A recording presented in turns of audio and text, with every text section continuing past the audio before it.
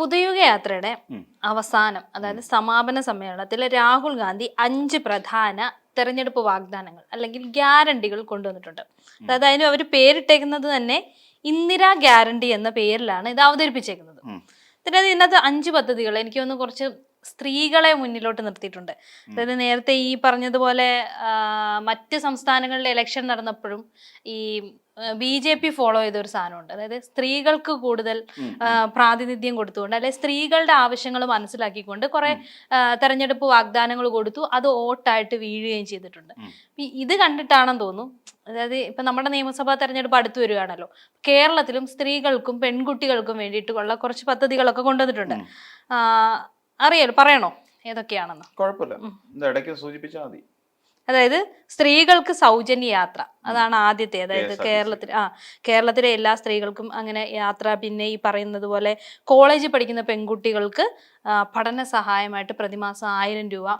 പിന്നെ ഈ പറയുന്ന പെൻഷൻ 3000 രൂപയാക്കി കൊടുക്കുന്നു. ശരിക്കും പറഞ്ഞ വിദ്യ ഇത് എല്ലാവർക്കും ഓൾമോസ്റ്റ് എല്ലാവരും ഇത് കേട്ടു. പിന്നെ പൗരന്മാർക്ക് വായ്പ എല്ലാവർക്കും ഈ സ്റ്റാർട്ടപ്പുകൾക്ക് വേണ്ടിയിട്ട്, പുതിയ ബിസിനസ്സുകളൊക്കെ സ്റ്റാർട്ട് ചെയ്യാൻ പോകുന്നവർക്ക് ഇതൊക്കെയാണ്. ഇത് എല്ലാവരും ഓൾറെഡി ഇതിനെക്കുറിച്ചെല്ലാം മനസ്സിലാക്കി കഴിഞ്ഞിട്ടിരിക്കുന്നവരാണ് എല്ലാവരും. നമ്മൾ മനസ്സിലാക്കേണ്ട ഒരു കാര്യം, ന്യായ് എന്നും പറഞ്ഞുകൊണ്ട് ഒരു പദ്ധതി ഇതിനു മുൻപ് കഴിഞ്ഞ 2021 അവതരിപ്പിച്ചിട്ടുണ്ടായിരുന്നു. 2016 2021 ഇവരുടേതായ പ്രകടന പത്രികകളൊക്കെ ഉണ്ടായിരുന്നു. നാട് നന്നാക്കാൻ UDF എന്നൊക്കെ പറയണ്ടായിരുന്നു കഴിഞ്ഞ തവണത്തെ അവരുടെ ക്യാപ്ഷനൊക്കെ, ഭയങ്കര ക്യാപ്ഷനൊക്കെ. അപ്പൊ എന്നിട്ട് ഈ പറഞ്ഞ ഇപ്പൊ ബീഹാറിൽ എങ്ങനെയാ നിതീഷ് കുമാറിന്റെ നേതൃത്വത്തിലുള്ള ഭരണം പിടിച്ചതിന് പ്രധാനപ്പെട്ട കാര്യം എങ്ങനെയായിരുന്നു? സ്ത്രീകൾക്ക് 15,000 രൂപ വെച്ച് അക്കൗണ്ടിൽ ക്രെഡിറ്റ് ആവുന്ന തരത്തിൽ ചില ഗിമിക്സുകൾ കാണിച്ചുകൊണ്ടാണ്. KSRTC എന്ന് പറയുന്ന ഒരു സംവിധാനത്തിൽ ഇതാ ഇപ്പോൾ കേരളത്തിൽ സൗജന്യമായി സ്ത്രീകൾക്ക് യാത്ര അനുവദിക്കും. നല്ല കാര്യമാണ് അത്. പിന്നെ ഒരിക്കലും എതിർപ്പ് പറയാൻ പറ്റില്ല, നല്ല കാര്യമാണ് ചെയ്യുന്നത്. അങ്ങനെ ചെയ്യണം. കാര്യം ഇതേ UDFന്റെ ഒരു മന്ത്രി ഉണ്ടായിരുന്നു, ആര്യാടൻ മുഹമ്മദ് എന്നാണ് അദ്ദേഹത്തിന്റെ പേര്. ഇപ്പോഴും MLA ആയിട്ട് നിലമ്പൂരിൽ നിന്ന് വന്ന MLA അച്ഛൻ, ആര്യാടൻ ഷൗക്കത്തിന്റെ അച്ഛൻ, ബാപ്പ. അപ്പൊ അദ്ദേഹത്തിന്റെ ഒരു വലിയ പ്രഖ്യാപനം ഉണ്ടായിരുന്നു, 90 കോടിയോളം രൂപ, അതായത് ഒരു ഗത്യന്തരവും ഇല്ല ഈ KSRTC എന്ന് പറയുന്ന ഒരു സാധനത്തെ നൂത്തെടുക്കാൻ. എന്ന് വെച്ചാൽ ആകപ്പാട പ്രശ്നമാണ് ഇത്.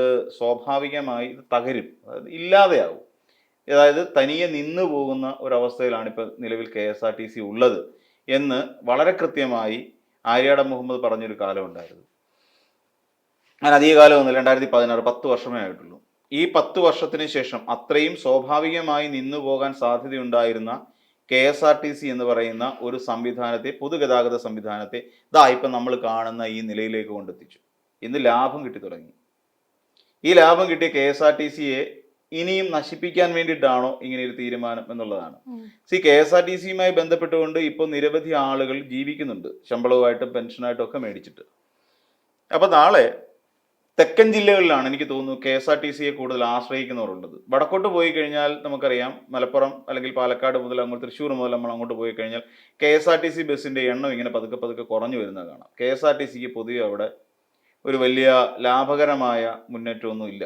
കാരണം അവിടുത്തെ നിരത്തുകൾ മുഴുവൻ പ്രൈവറ്റ് ബസ്സുകൾ, സ്വകാര്യ ബസ്സുകൾ കീഴടക്കി വെച്ചിരിക്കുക. അവിടുത്തുകാർക്ക് വലിയ പ്രയോജനം കിട്ടത്തില്ല. പക്ഷേ തെക്കോട്ട് വരുമ്പോൾ, തെക്കൻ ജില്ലകളെ അപേക്ഷിച്ച് നോക്കുകയാണെങ്കിൽ KSRTCക്ക് വലിയ പ്രാധാന്യമുണ്ട്. അതോടൊപ്പം തന്നെ നമ്മൾ വേറൊരു കാര്യം കൂടെ നോക്കിയാൽ, KSRTC എല്ലാ റൂട്ടുകളിലും ഉണ്ടോ എന്ന് ചോദിച്ചാൽ എല്ലാ റൂട്ടുകളിലും ഇല്ല, സ്വകാര്യ ബസ്സുകളാണ് കൂടുതലുള്ളത്. അപ്പോൾ ഗുണഭോക്താക്കളുടെ എണ്ണം കൂടാനുള്ള സാധ്യതയുണ്ട്. ഇതുവഴി സർക്കാർ KSRTCക്ക് നൽകുന്ന ഗ്രാൻഡ് കൂട്ടേണ്ടി വരികയും ചെയ്യും. അപ്പോൾ അങ്ങനെ വരുമ്പോൾ സ്വാഭാവികമെന്നാണ് KSRTC നഷ്ടത്തിലാവുന്നു. ഈ പറയുന്ന UDFന്റെ കാലഘട്ടത്തിൽ ഒരിക്കൽ പോലും KSRTC നന്നാക്കിയെടുക്കാനോ KSRTC മൂലം ഗുണം ഉണ്ടാക്കിയെടുക്കാനോ കഴിഞ്ഞിട്ടില്ല. ഇനി ഞാൻ ഈ പറഞ്ഞത് തുടക്കത്തിൽ രാഹുൽ ഗാന്ധിയുടെ ന്യായ് എന്ന് പറയുന്ന ഒരു പദ്ധതിയെ കുറിച്ച് അതിന് മുമ്പ് സൂചിപ്പിച്ചിരുന്നല്ലോ.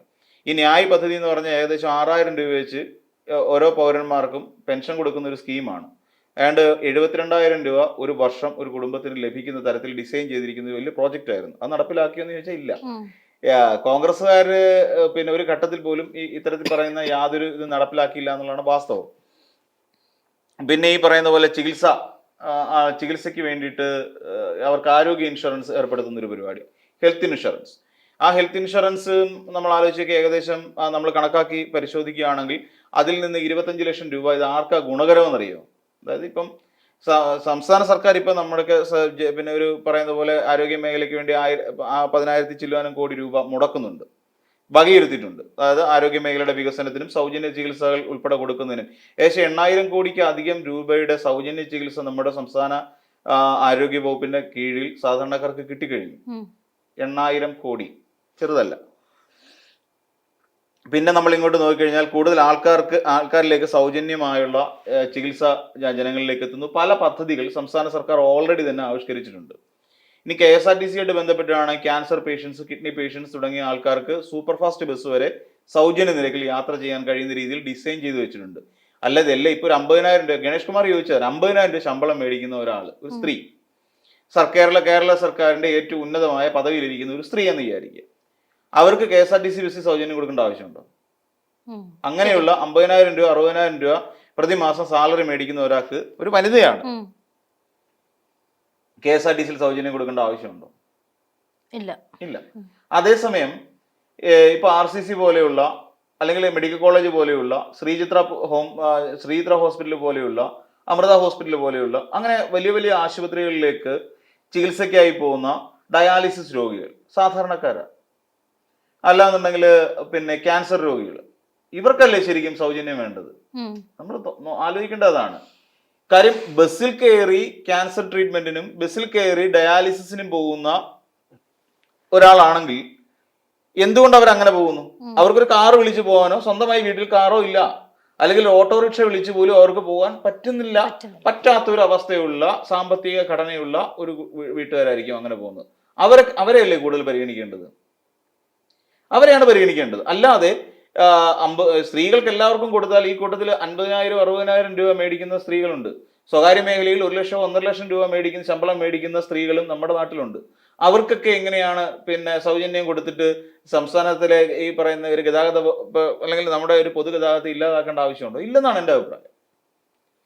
പിന്നെ അതോടൊപ്പം സ്റ്റാർട്ടപ്പുകൾ, ഇവിടെ അതിനല്ലാതെ സംസ്ഥാന സർക്കാർ വേറെ പരിശോധിത വായ്പകൾ വേറെ നൽകുന്നുണ്ട്. 25 ലക്ഷം രൂപ വരെ ഇപ്പൊ അവർക്ക് കൊടുക്കുന്നുണ്ട്.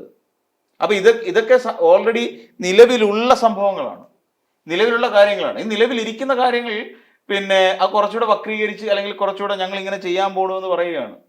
പെൻഷൻ, നമ്മൾ പെൻഷന്റെ വിഹിതം എടുത്ത് പരിശോധിച്ച് നോക്കുകയാണെങ്കിൽ ഇവിടുത്തെ നമ്മുടെ കോൺഗ്രസിന് പെൻഷനുമായി ബന്ധപ്പെട്ടുകൊണ്ട് ഒരു ഇത് പറയാൻ എന്താണ് അവകാശമുള്ളത്? ഈ പെൻഷൻ തന്നെ 18 മാസം കുടിശ്ശിക വരുത്തി 100 രൂപയാണ് പെൻഷനിൽ കോൺഗ്രസ് അല്ലെങ്കിൽ UDF കാലഘട്ടത്തിൽ ഉണ്ടായിരുന്ന ആകെയുള്ള ഒരു സംഭാവന. 100 രൂപ 500-600 ആക്കി എന്നുള്ളതിനപ്പുറത്തേക്ക് പ്രത്യേകിച്ച് UDF കോൺട്രിബ്യൂഷൻ എന്ന് പറഞ്ഞാൽ ഒന്നുമില്ല. ഈ 600 എന്ന് പറയുന്നതിനെ ഇന്ന് നമ്മൾ മേടിക്കുന്ന 2000-ലേക്ക് എത്തിച്ചത് ഇടത് സർക്കാരുകൾ തന്നെയാണ്. അതിനകത്ത് യാതൊരു മാറ്റവും പറയാനില്ല. കുടിശ്ശിക വന്നത് തന്നെ കൊടുത്തു തീർത്തത് കഴിഞ്ഞ ഒരു തവണ VS അച്യുതാനന്ദ സർക്കാരിന്റെ കാലഘട്ടത്തിൽ കുടിശ്ശിക കൊടുത്തു തീർത്തു. രണ്ടാമത് പിന്നെ എന്താ പറയാ, നമ്മുടെ തോമസ് ഐസക്ക് ധനകാര്യ വകുപ്പ് മന്ത്രിയായിരുന്ന കാലഘട്ടത്തിൽ ഉമ്മൻചാണ്ടിയുടെ കാലത്ത് കൊടുക്കാതിരുന്ന 18 മാസത്തോളം വരുന്ന കുടിശ്ശിക കൊടുത്തു തീർത്തു. അപ്പൊ അപ്പോഴും ജനങ്ങളോട് ഇപ്പൊ ഈ പറയുന്ന എന്താ പറയാ, ഇതിന്റെ കാര്യത്തിലെല്ലാം ഏറ്റവും അധികം ആൾക്കാരുമായി അടുത്ത് നിന്നിട്ടുള്ളതും പെൻഷൻ കുടിശ്ശിക കൂടാതെ കൊടുത്തതും പിന്നെ ഇടതുപക്ഷ സർക്കാരുകൾ മാത്രമാണ്. അപ്പം പെൻഷൻ 3000 ആക്കി ഞങ്ങൾ നൽകും എന്ന് പറഞ്ഞു കഴിഞ്ഞാൽ അടുത്ത ഒരു പ്രഖ്യാപനം LDF നടത്തിയാൽ ഞങ്ങളൊരു 3500 എന്ന് പറയുന്ന LDF സർക്കാർ പെൻഷന്റെ ഒരു കയറ്റി വെച്ചു കഴിഞ്ഞാൽ ആരെ വിശ്വസിക്കും ജനം? ആരെയായിരിക്കും വിശ്വസിക്കുക? സ്വാഭാവികമായിട്ടും ഇടതുപക്ഷ സർക്കാർ അല്ലെങ്കിൽ ഇടതുപക്ഷത്തിനെ വിശ്വസിക്കൂ. കാര്യം എന്താ, ഈ 600 രൂപ പോലും മര്യാദയ്ക്ക് കൊടുക്കാത്ത ഒരാൾ വന്നിട്ട് ഞങ്ങൾ ഇത് 3000 ആക്കി ഉയർത്തുമെന്ന് പറയുന്നു. ജനത്തിന് വിശ്വാസം ആരെയാ? ഇടതുപക്ഷത്തിനെയാണ്. കാര്യം എന്താ, ഈ പിന്നെ 600 രൂപ കുടിശ്ശിക കിടന്നത് പിന്നെ ഘട്ടം ഘട്ടമായി കൊടുത്തു തീർത്തത് LDF സർക്കാർ അധികാരത്തിൽ വന്നതിന് ശേഷമാണ്. ആ LDF സർക്കാർ പറയുകയാണ് നിങ്ങൾക്ക് നാളെ 3500 രൂപ പെൻഷൻ ഞങ്ങൾ തരാം എന്ന് പറഞ്ഞാൽ ഇപ്പൊ 2000-ൽ എത്തിയെങ്കിൽ 1500 രൂപ കൂട്ടുന്നതിന് അവർക്ക് ഒരു ബുദ്ധിമുട്ടും ഇല്ല. ആർക്ക്? സംസ്ഥാന സർക്കാർ. അപ്പം LDF അധികാരത്തിൽ വരാനായിരിക്കും കൂടുതൽ ആളുകളും ആഗ്രഹിക്കുന്നത്. KSRTC-ൽ ഇപ്പൊ ഗണേഷ് കുമാറാണ് ഈ രീതിയിൽ ഡയാലിസിസ് രോഗികൾക്ക്, ക്യാൻസർ പേഷ്യൻസിനൊക്കെ സൗജന്യം നൽകിയിരിക്കുന്നത്. നാളെ ഒരു സ്ട്രാറ്റജി വെക്കുകയാണ്, അവർക്ക് ഇത്ര രൂപ പിന്നെ അവരുടെ പിന്നെ എന്താ പറയാ ഇൻകം സർട്ടിഫിക്കറ്റ് മാത്രം ഹാജരാക്കാൻ ഞങ്ങൾക്ക് ഇത്ര പ്രതിശീർഷ വരുമാനം ഇത്രയേ ഉള്ളൂ എന്ന് കാണിച്ചിട്ട് അവർക്ക് ഒരു പറഞ്ഞ ബസ്സിൽ സൗജന്യ യാത്ര അനുവദിക്കാം, അല്ലെങ്കിൽ ഒരു പ്രത്യേക ഫീൽഡിലേക്ക് പോകുന്നവർക്ക് സൗജന്യ യാത്ര അനുവദിക്കാം തുടങ്ങിയ ഇനിയും മാറ്റങ്ങൾ കൊണ്ടുവരാൻ കഴിയും. പക്ഷെ അപ്പോഴും മാറ്റങ്ങൾ കൊണ്ടുവരുമ്പോഴും KSRTC എന്ന് പറയുന്നതിനെ ഒന്നിനെ നശിപ്പിച്ചുകൊണ്ടാകരുത്. കർണാടകയിൽ ഇത് നടത്തുന്നുണ്ട്. കർണാടകയിൽ KSRTC സൗജന്യമുണ്ട്. എന്നാൽ കർണാടക KSRTC സംബന്ധിച്ച് ഇപ്പോൾ 1200 കോടി രൂപ നഷ്ടത്തിൽ ഓടിക്കൊണ്ടിരിക്കുകയാണ് KSRTC, Karnataka road transport corporation. അത് നഷ്ടത്തിൽ ഓടിക്കൊണ്ടിരിക്കുക. എല്ലാ വർഷവും പിന്നെ അവിടുത്തെ സംസ്ഥാന സർക്കാർ പൈസ അങ്ങോട്ട് കൊടുത്തോണ്ടിരിക്കുക, ലാഭമൊന്നുമില്ല. ഇതൊരു വലിയ പ്രശ്നമായി മാറും. ഇവിടെ പിന്നെ വേറൊരു കാര്യമുണ്ട്, വിദ്യാർത്ഥികൾക്ക് വേണ്ടി 1000 രൂപ സ്റ്റൈപ്പൻഡ് ഗ്രാന്റ് കൊടുക്കുന്നു. ഇത് തന്നെയല്ലേ കണക്ട് വർക്ക് എന്ന് പറഞ്ഞുകൊണ്ട് ഇവിടുത്തെ സംസ്ഥാന സർക്കാർ ആരംഭിച്ചത്. പെൺകുട്ടികൾക്ക് മാത്രമായി ഇത് ചുരുങ്ങിയെങ്കിൽ പിന്നെ സംസ്ഥാന സർക്കാർ കണക്ട് വർക്ക് എന്ന് പറഞ്ഞുകൊണ്ട് 1000 രൂപ ഗ്രാന്റ് അവരുടെ വീട്ടിലേക്ക് കിട്ടിക്കൊണ്ടിരിക്കുകയല്ലേ. അപ്പൊ ഇവിടെയും പറയുന്ന കാര്യങ്ങൾ ചെയ്ത് കാണിച്ച ഒരു സർക്കാരിനെയാണ് നമ്മളിവിടെ കാണാൻ കഴിയുന്നത്. പിന്നെ ഒരു ഗുണമുള്ളതെന്ന് വെച്ചാൽ പിന്നെ ഇവിടെ നമ്മുടെ സംസ്ഥാനത്തിനകത്ത് പണമില്ല എന്ന് 10 പൂച്ച പെറ്റ് കിടക്കുന്ന സ്ഥലമാണ് സംസ്ഥാന ഖജനാവ് എന്നാണ് ഈ പറയുന്ന VD സതീശൻ അടക്കമുള്ളവർ പറയുന്നത്. ഈ പൂച്ച വെച്ച് കിടക്കുന്ന ഖജനാവ് കണ്ടിട്ട് എങ്ങനെയാണ് ഇത്രയും വലിയ പ്രഖ്യാപനമൊക്കെ നടത്താൻ ഇവർക്ക് തോന്നിയതെന്ന് മാത്രം എനിക്ക് മനസ്സിലാവും. ശരി, നാളെ അധികാരത്തിൽ വന്നു കഴിഞ്ഞാൽ അവരും അതിൽ നിന്ന് എടുക്കണമല്ലോ. അതിൽ നീ പൂച്ചക്കുഞ്ഞുങ്ങളെ എടുത്ത് കൊടുക്കാൻ പറ്റൂ? അത് വേറെ ഏതും വലിയ വിലപിടിപ്പുള്ള പൂച്ചകളാണോ അതിനകത്ത് വെറ്റ് കിടക്കുന്നത്? ഈ VD സതീശന്റെ വാക്കുകൾ കടമെടുത്തു കഴിഞ്ഞാൽ അപ്പൊ പൂച്ച വെറ്റ് കിടക്കുന്ന ഖജനാവിൽ നിന്ന് എടുത്തിട്ട് 1000 രൂപ വെച്ച് ഇവർക്ക് കൊടുക്കണം, 3000 രൂപ പെൻഷൻ കൊടുക്കണം. 64 ലക്ഷത്തോളം വരുന്ന ആൾക്കാർക്ക് കൊടുക്കണമെന്നേ പെൻഷൻ. 64 ലക്ഷത്തോളം വരുന്ന ആൾക്കാർക്ക് പെൻഷൻ കൊടുക്കാൻ കിടക്കുന്നത്. അപ്പൊ ഈ പൂച്ച വെറ്റ് കിടക്കുന്ന ഖജനാവിൽ നിന്ന് എടുത്ത് കൊടുക്കൂ? സംസ്ഥാന സർക്കാർ എന്താ ചെയ്തത്? ഇതിനെ സംസ്ഥാന സർക്കാരിന്റെ ബാധ്യതയാക്കാതിരിക്കാൻ വേണ്ടിയിട്ട് പെൻഷൻ കമ്പനി ഉണ്ടാക്കി. അവിടെയാണ് നമ്മൾ മനസ്സിലാക്കേണ്ടത്. പെൻഷൻ കമ്പനി ഉണ്ടാക്കിക്കൊണ്ടാണ് അത് ഹാൻഡിൽ ചെയ്തത്. എങ്ങനെയാണ് KSRTC മാറ്റിയത്? K-Swift എന്ന് പറയുന്ന ഒരു സംവിധാനം ഇവിടെ കൊണ്ടുവന്നിട്ടാണ്. ഇപ്പൊ സ്വിഫ്റ്റ് ബസ്സുകൾ ഉണ്ടല്ലോ, ഈ സ്വിഫ്റ്റ് ബസ്സുകളുണ്ട്. K-Swift എന്ന് പറയുന്നൊരു കമ്പനിയാണത്. അപ്പൊ അവിടെ എന്ത് സംഭവിച്ചു? നമ്മൾ നേരത്തെ കണ്ടിട്ടുള്ള KSRTC-ക്കാരെല്ലാം മാറി. KSRTC ഇങ്ങോട്ട് മാറി കഴിഞ്ഞപ്പോൾ അവർക്ക് മനസ്സിലായി ഇനി KSRTC ഇങ്ങനെ തള്ളിക്കൊണ്ട് പോയിട്ട് കാര്യമില്ല. അവിടെ നല്ല ചെറുപ്പക്കാർ K-Swift ചെറുപ്പക്കാർ പിള്ളേർ കയറുന്നു, വഴിയിൽ നിന്ന് കക്ഷം ചൊറിയും കൈ പൊക്കിയാലും ആളിനെ കയറ്റിയെടുത്ത് ടിക്കറ്റ് അടിച്ച് ആളിനെ കൊണ്ടുപോകുന്നു, ലാഭമായി. അങ്ങനെ വരുമ്പോൾ വഴി കിടക്കുന്ന ആളിനെ വരെ പിടിച്ച് ബസ്സിനകത്ത് കയറ്റി ടിക്കറ്റ് എടുത്ത് യാത്ര ചെയ്യുകയാണ്. അപ്പൊ അത്രയും പിന്നെ നമ്മുടെ ഈ പറയുന്ന യാത്രക്കാരോട് ഇടപഴകി ഒരു സ്വകാര്യ ബസ് എങ്ങനെയാണ് ട്രിപ്പ് നടത്തുന്നത് അതുപോലെ ട്രിപ്പ് നടത്താൻ KSRTC പഠിച്ചത് K-Swift എന്ന് പറയുന്ന ഒന്നിന്റെ രൂപകൽപ്പനയോട് കൂടിയാണ്.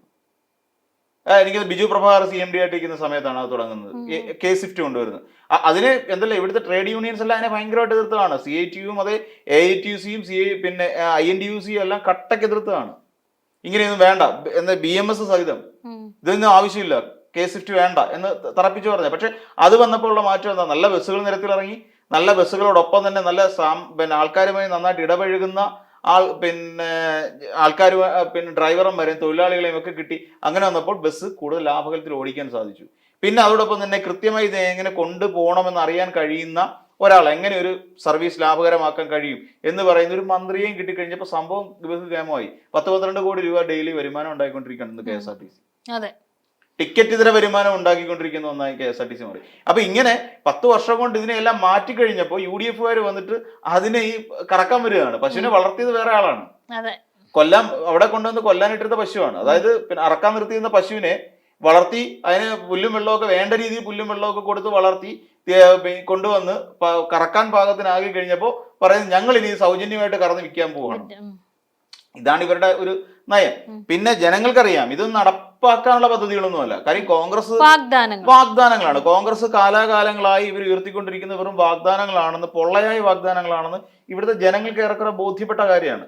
അപ്പൊ അതുകൊണ്ട് അതിൽ ജനത്തിന് വലിയ പ്രശ്നമൊന്നും ഇല്ല. കാര്യം ഇവരിങ്ങനെ പറയും, ഇതൊക്കെ കുറെ കേട്ടിട്ടുണ്ട്. ഇല്ല, ഏതൊരു സിനിമയ്ക്കകത്ത് ഇന്നസെന്റ് ലോട്ടറി വായിക്കുന്ന സമയത്ത്, കിലുക്ക സിനിമയ്ക്കകത്ത് രേവതി ഇങ്ങനെ വായിക്കുമല്ലോ, ഈ ലോട്ടറി ടിക്കറ്റിന്റെ നമ്പർ വായിക്കും. അപ്പൊ ഓരോ നമ്പർ വായിക്കുന്ന സമയത്ത് ഇന്നസെന്റിന്റെ റിയാക്ഷൻ ഉണ്ട്, കേട്ടിട്ടുണ്ട്, നമ്മൾ കുറെ കേട്ടിട്ടുണ്ട് എന്ന് പറയുന്ന പോലെ ഇവരുടെ പ്രകടന പത്രിക കാണുമ്പോൾ ആൾക്കാരെല്ലാം എടുത്ത് ചോടയൊന്ന് വായിച്ചു നോക്കിയിട്ടാ കേട്ടിട്ടുണ്ട്, ഇതൊക്കെ നമ്മൾ പണ്ടും കേട്ടിട്ടുള്ള കോൺഗ്രസ് അല്ലേ, ഇതിൽ കൂടുതൽ എന്താ വാഗ്ദാനം അല്ലാതെ വേറെ ഒന്നും ഒരു തരത്തിലെത്തില്ല എന്നുള്ള കാര്യം പൊതുജനത്തിന് അറിയാം. അതുകൊണ്ട് ഇതൊന്നും ജനങ്ങൾക്കിടയിൽ വലിയ തോതിൽ ചർച്ച ചെയ്യപ്പെടാൻ പോകുന്നതെന്ന് നമുക്ക് വിശ്വസിക്കാൻ പറ്റില്ല. ഈ കാര്യങ്ങളും ജനം വിശ്വസിക്കാനും പോകുന്നില്ല. കാരണം എന്താണെന്ന് ചോദിച്ചു കഴിഞ്ഞാൽ വയനാട് ഇതിനെക്കാട്ടി വലിയൊരു വാഗ്ദാനമാണ് വയനാട്ടിൽ കിടക്കുന്നത്.